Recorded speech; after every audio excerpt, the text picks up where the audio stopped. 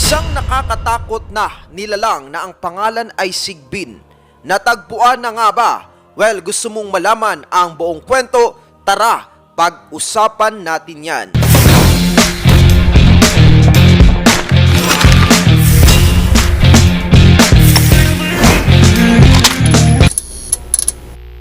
Isang karanasan ang di malilimutan ni Manuel nung siya ay bata pa, mga taong 1990s. Sila ay nakatira sa isang liblib na lugar at napapaligiran ng mga punong kahoy at mga matatayog na kawayan. Ayon sa kanyang salaysay, isang gabi, kinakailangan namin na mag-igib sa balon na pinagkukuhanan namin ng tubig. Marami ang nag-iigib sa balon na ito dahil ito lamang ang tanging pinagkukuhanan ng inumin sa aming lugar. Subalit sa umaga at hapon lamang nag-iigib ang aking mga kapitbahay.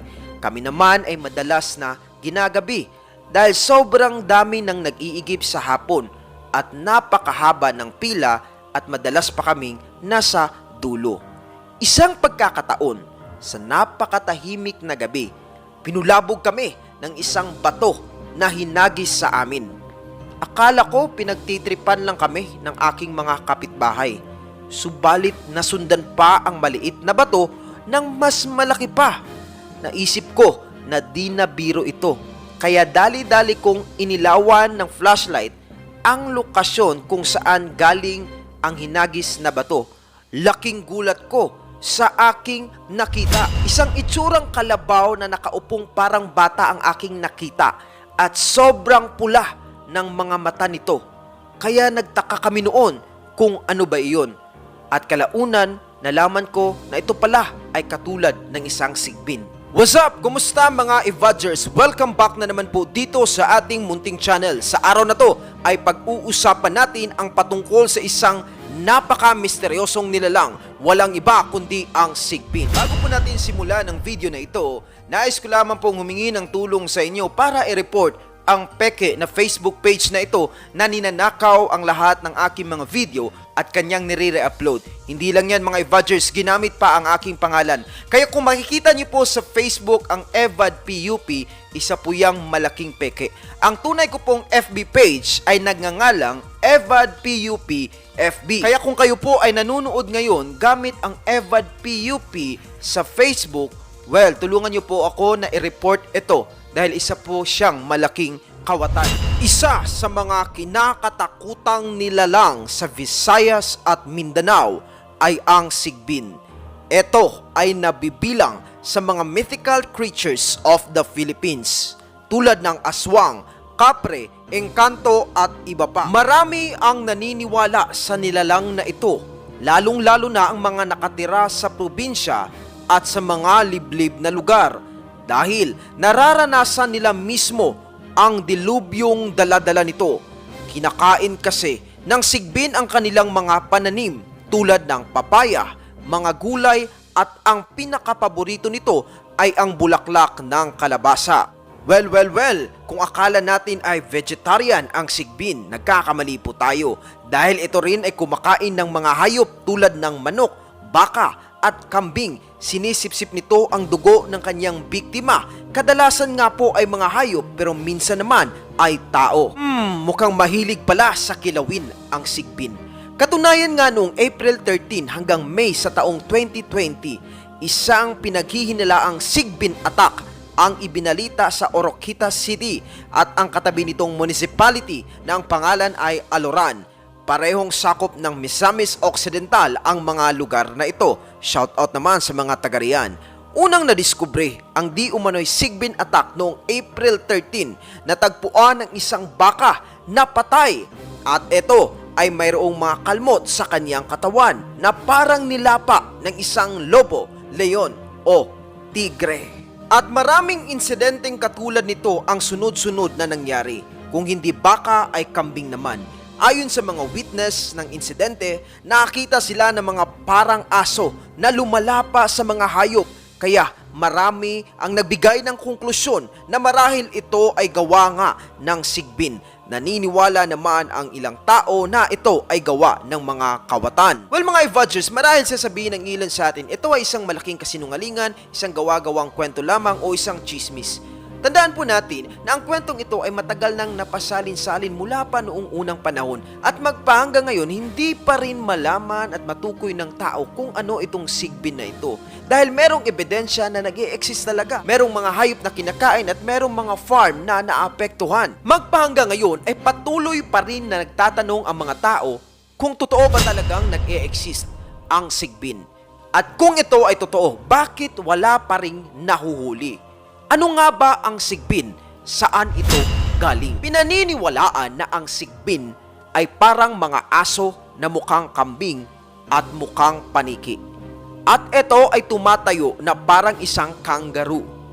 Ito ay pabaliktad na naglalakad. Mayroon siyang malalaking tainga, mahaba at flexible ang mga buntot at ginagamit niyang panghampas. Mabilis itong tumakbo at mayroong kakayahang maging invisible.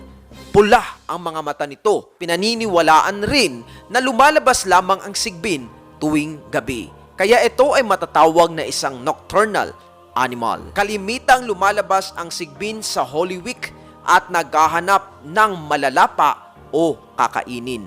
Marami ang naniniwala na hindi ordinaryong hayop ang sigbin dahil sa mga kakaibang abilidad nito. Sa paniniwala ng iba, isang demonyo ang sigbin at ang layunin nito ay magdala ng salot at dilubyo. Mayroon ring tinatawag na mga sigbinan. Sila ang mga taong mayroong alagang sigbin. Bagamat mailap ang nilalang na ito at mahirap hulihin, mayroong mga gifted na tao na kaya itong paamuhin at kaya rin nilang utusan ang sigbin. Pwede nilang utusan na sirain ang pananim ng kanilang mga nakaaway o kainin ang mga hayop na alaga. Ang masaklap ay utusang pumatay.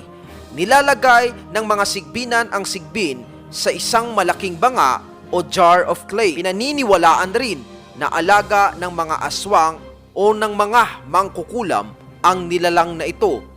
Ito ay parang pet na aso. Mayroong kasama ang sigbin bilang isang pet.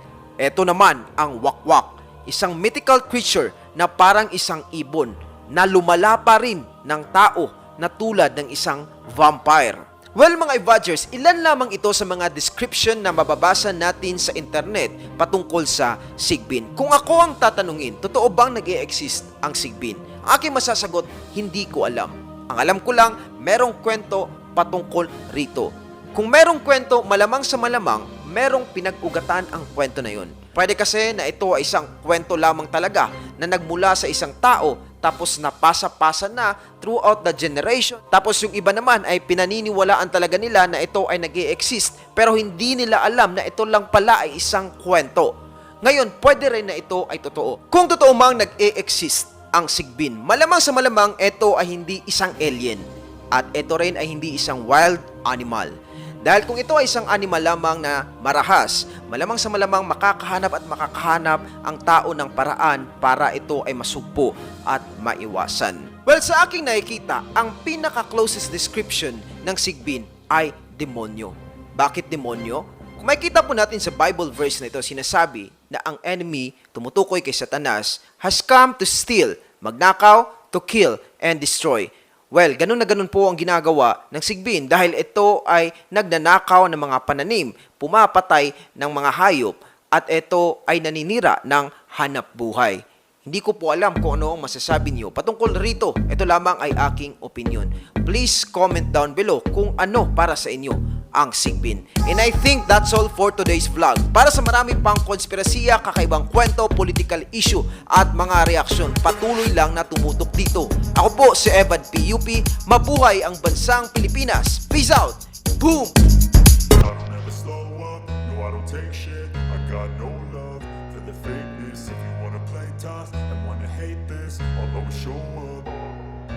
I don't ever slow up, no I don't take shit. I got no love for the fakeness. If you wanna play tough and wanna hate this, I'll always show up and make a statement. I don't ever slow up, no I don't take shit. I got no love for the fakeness. If you wanna play tough and wanna hate this, I'll always show up and make a statement. Everything I do, so instinctive and so passionate. Every word I move, so descriptive like an adjective. I got a vendetta against people who patented being negative when you should be getting after it. I got facts over